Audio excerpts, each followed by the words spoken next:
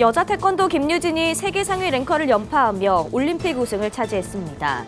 김유진은 혹독한 훈련 과정을 떠올리며 후련하게 대회를 마쳤습니다. 기독교사들의 마라톤 대회와 뜨거운 예배, 2024 기독교사 대회 마지막 날 현장을 취재했습니다. 구티비가 침수 피해를 입은 교회 나눔 사역으로 생방송 달리다금을 통해 후원금을 모았습니다. 한국장로교총연합회가 15일 청년과 청소년의 통일비전 회복을 위한 샬롬 부흥 기도회 및 찬양축제를 개최합니다. 한국올림픽선교회가 지난달 29일부터 파리 현지에서 각종 스포츠 선교 사역에 나섰습니다.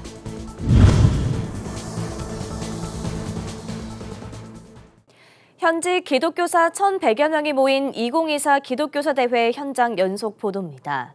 기독교사들이 6년 만에 모여 3박 4일간의 눈물의 예배와 다양한 활동을 함께 했는데요.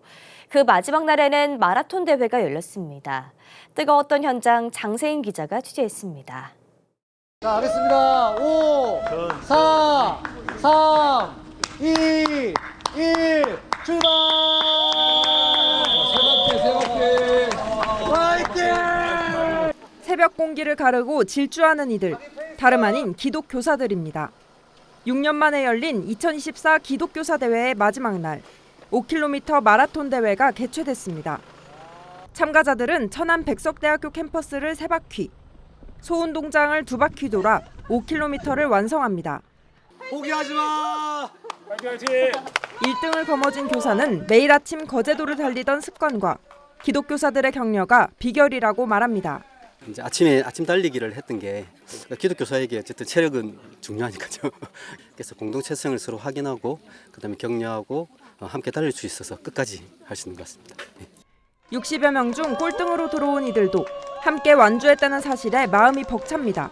저희가 한 번도 카메라에 잡힐 일이 없는데 이렇게 꼴찌로 와가지고 잡힌 것도 하나님 주신 영광인 것 같아요. 함께 있어서 뛸 수 있었고요. 중간에 좋은 교사 선생님들이 물, 에너지바 그리고 함성으로 응원해 주신 덕분에 완주할 수 있었습니다. 기독교사들 화이팅! 사랑해요. 이날 기독교사들의 연대를 위한 프로그램은 새벽 체육 활동으로 시작해 문화 활동으로 이어졌습니다. 솔로 천국에서 함께 사명을 감당할 인생의 동반자를 찾아보기도, 송 어게인 프로그램에 참여해 노래로 다짐과 위로를 전하기도 합니다. 한 걸음 한 걸음 걸어왔었지. 이들이 연대를 강조하는 이유, 교육 현장에서의 어려움을 서로 간의 신뢰와 사랑으로만 극복할 수 있기 때문입니다. 코로나와 또 서희조 사건 겪으면서 공교육의 위기를 겪고 있고 기독교사로서의 정체성이 흔들리고 있는 그런 상황들이었습니다. 기독교사가 학교 현장에서 생존하고 또 생존을 넘어서 성장하기 위해서는 반드시 필요한 것이 기독교사 공동체입니다. 1,100여 명의 교육 현장의 선교사들. 이번 대회를 통해 고달픔은 훌훌 털어버리고 기독교사로서의 사명과 정체성을 회복해 연대하며 나아갈 수 있기를 기대해 봅니다. 구티비 뉴스 장세인입니다.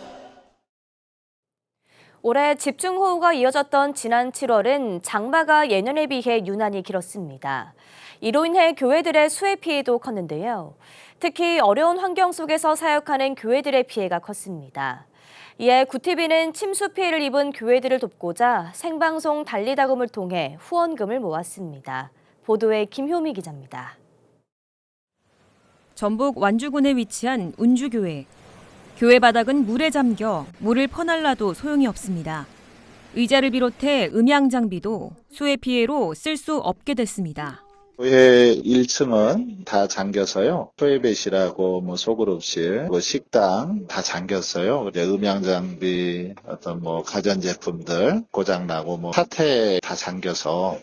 집중호우가 이어졌던 지난 7월, 한국교회도 장마로 인한 피해를 피해갈 수 없었습니다. 특히 힘든 여건 속에서 사역 중인 목회자들은 복구 시도조차 못할 만큼 피해가 컸습니다. 구티비는 침수 피해를 입은 교회에 실질적인 도움을 전달하고자 천사 지원 프로젝트를 전개했습니다. 침수 피해 교회를 돕기 위해 이달 첫째 주 한 주간 생방송 기적을 이루는 기도 달리다굼을 통해 피해 소식을 제보받았습니다. 지금 당장은 시리에 빠진 교회와 이재민들을 위해 우리가 도울 때입니다. 여러분의 따뜻한 도움의 손길을 모아주시면 수해를 입은 교회와 이재민들의 피해 복구를 위해서 귀하게 쓰일 것입니다. 한 주간 생방송을 진행하며 폭우 피해로 어려움을 호소한 교회들을 돕기 위해 시청자들의 정성이 모였습니다. 달리다굼을 통해 일주일간 모은 후원금은 교회 시설물을 복구하기 위해 이달부터 사용될 예정입니다. 한편 구TV는 지난 2022년부터 올해까지 3년간 침수 피해 교회 지원 프로젝트를 운영해왔습니다. 전국의 성도들이 후원과 나눔에 동참했고 후원받은 교회들은 천장과 벽을 보수해서 다시 예배를 드릴 수 있게 됐습니다. 올해 역시 천사 지원 프로젝트가 전개된 가운데 3년간 총 200여 곳의 교회에 사랑 나눔이 이루어질 예정입니다. 구TV 뉴스 김효미였습니다. 한국장로교총연합회가 광복절인 15일 2024 한국장로교 청년 청소년 통일비전 샬롬 부흥기도회와 찬양축제를 주다산 교회에서 개최합니다. 한 장총은 8일 기자회견을 열고 통일에 관심이 없어진 다음 세대의 비전 회복을 위해 청년과 청소년이 주가 되는 행사를 기획했다고 밝혔습니다. 특히 한 장총은 다음 세대가 복음 통일을 꿈꿀 수 있도록 통일 비전 선언문을 준비해 참가자들과 장로교 신앙 안에서 같은 비전을 선포할 예정입니다. 그 통일의 마음에 대한 도전을 주고 그러면서 서로 하나가 되어서 장로교의 신앙의 정체성 또 크리스찬으로서의 이 시대를 어떻게 살아낼 것인가에 대한 이런 하나의 신앙의 새로운 도전과 또 가치를 또 깨닫게 해주는 대회는 1부 예배와 2부 기도회로 진행되며 이어지는 3부에서는 평택대학교와 백석대학교 등 6개 찬양단체가 참여하는 찬양경연대회가 열립니다. 참가를 희망하는 교회와 성도들은 사전 신청 없이 당일 오후 1시 교회에 방문하면 됩니다. 한국올림픽선교회가 지난달 29일부터 파리 현지에서 각종 스포츠 선교 사역을 이어가고 있습니다.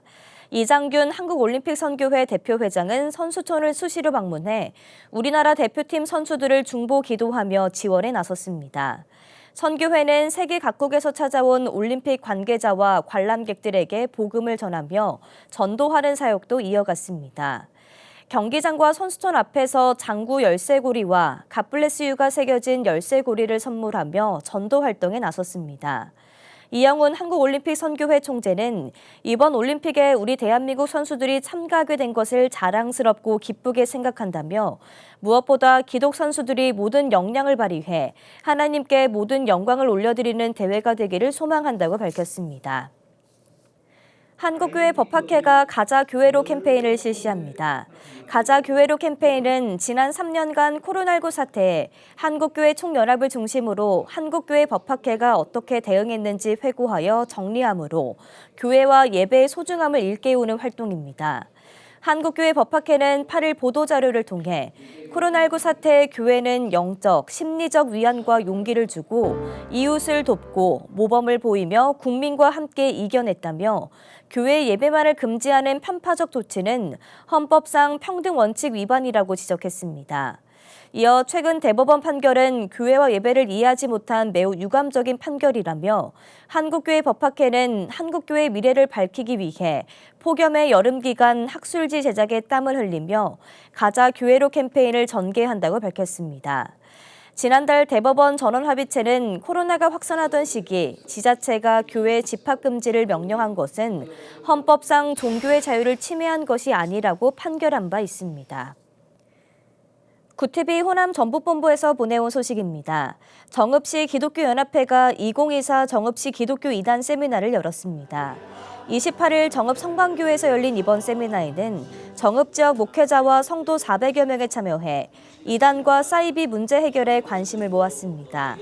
교회와 이단, 다름과 틀림이라는 주제로 강의에 나선 부산 장신대 착지일 교수는 기존 이단과 사이비의 개교와 종류, 이단 단체들의 최신 동향, 새롭게 바뀌고 있는 포교 방식을 소개하며 이단 경계의 중요성을 설명했습니다.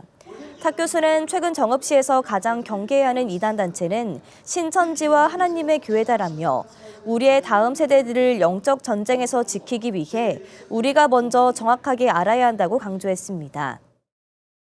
한 번의 잘못된 일 때문에 영원한 하나님의 나라를 포기할 수 없잖아요. 그래서 우리가 바르게 알고 바르게 믿고 바른 신앙을 가질 수 있도록 또 모두가 힘써 주셨으면 감사하겠습니다. 이 밖에도 정읍시 기독교연합회 증경회장인 정읍성광교회 김기철 목사는 이단과의 영적 전쟁을 대비하기 위해 우리 교회들이 하나 되어야 한다며 말씀과 기도로서 뭉쳐야 한다고 말했습니다.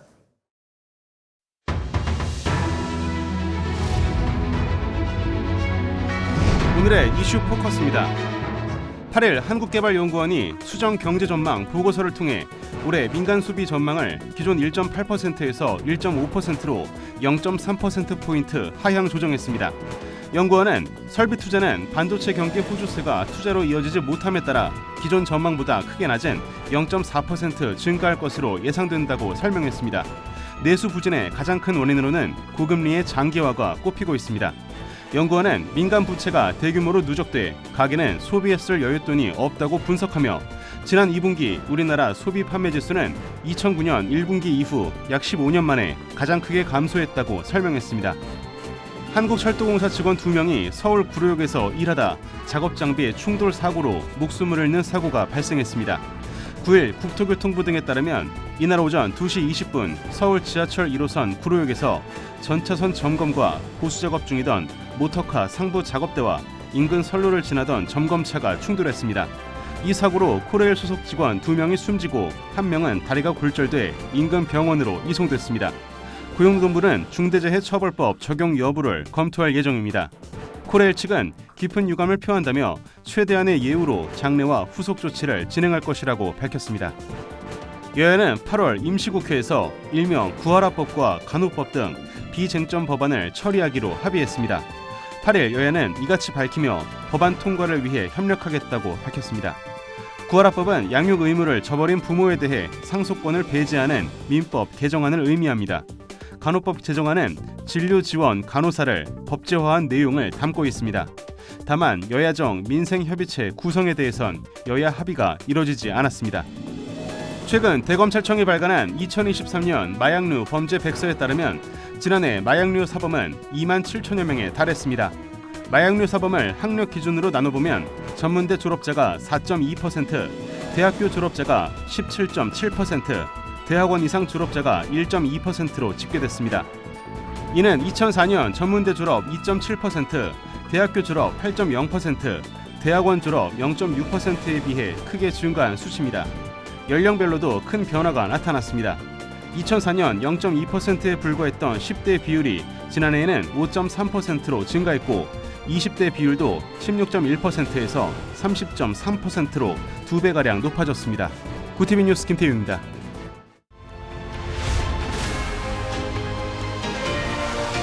구티비 월드와이드입니다.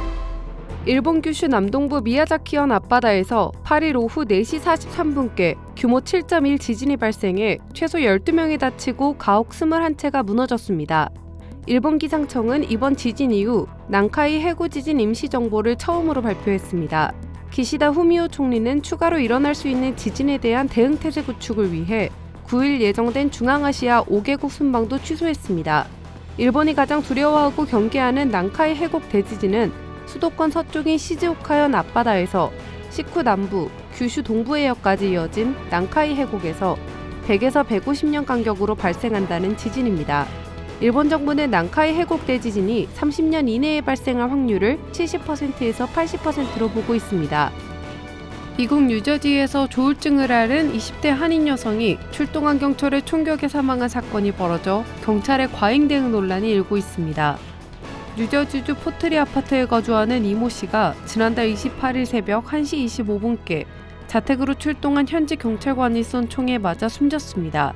사건 당일 이 씨 가족은 조울증 증세가 심해진 이 씨를 병원으로 옮기기 위해 구급차를 요청했으나 구급차와 경찰이 같이 출동하면서 흥분한 이 씨를 향해 경찰이 총격을 1회 가했습니다. 지난 5월 미국 로스앤젤레스에서 조울증을 앓던 한인이 아파트에 출동한 경찰이 쏜 총에 사망한 지 불과 3개월 만에 비슷한 사건이 재발하며 현지 한인 사회에 공분을 일으키고 있습니다. 올해가 지구 역사상 가장 더운 해가 될 가능성이 커지고 있다는 관측이 나옵니다. 유럽연합 기후감시기구인 코페르니쿠스 기후변화 서비스는 현지 시간 8일, 올해 들어 7월까지 지구 평균 기온이 1991년에서 2020년 평균보다 0.7도 높다며 이같이 전망했다고 AFP 통신이 전했습니다. 코페르니쿠스 기후변화 서비스는 앞서 작년 지구 평균 기온이 14.98도로 산업화 이전인 1850년에서 1900년보다 약 1.48도 더 높은 역대 최고치를 기록했다고 밝혔습니다. 서멘사 버제스 코페르니쿠스 기후변화 서비스 부국장은 기후변화의 파괴적인 영향은 2023년 이전에 시작됐으며 전 세계 온실가스 배출량이 순제로에 도달할 때까지 계속될 것이라고 우려했습니다. 팔레스타인 무장정파 하마스 1인자 이스마일 하니의 암살로 중동 지역 긴장이 고조되는 가운데 미국과 카타르, 이집트 3개국 정상들이 이스라엘과 하마스의 휴전회담을 오는 15일 재개할 것으로 촉구했습니다. 정상들은 공동성명에서 더 이상 낭비할 시간도 어느 쪽도 더 이상 지체할 구실도 없다며 인질을 석방하고 휴전을 시작하며 합의를 이행해야 할 때라고 강조했습니다. 이에 베냐민 네타냐후 이스라엘 총리는 자국 협상단을 보낼 것이라고 밝혔습니다. 다만 아직 하마스는 중재국들의 휴전회담 재개 촉구에 답을 하지 않았다고 외신은 전했습니다. 한편 바이든 행정부 고위당국자는 현지 시간 8일 이란이 이스라엘을 공격할 경우 이란이 마주할 결과가 상당히 클 것이라고 밝혔습니다. 부티비 뉴스 김혜인입니다.